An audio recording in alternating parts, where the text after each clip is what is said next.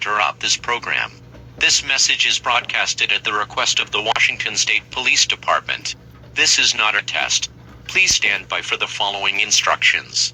Civil authorities have issued a contagious disease warning. The city of Seattle has been terrorized by cannibalistic residents who swarm across the city, biting other residents, and turning them cannibalistic as well. These actions are believed to be caused by a virus, which spreads through the bites. This virus is believed to have started spreading around 6:45 p.m. Pacific Standard Time. The Washington State National Guard will be attempting to contain all infected residents in Seattle. Civil authorities have also issued a shelter-in-place for all residents of King County.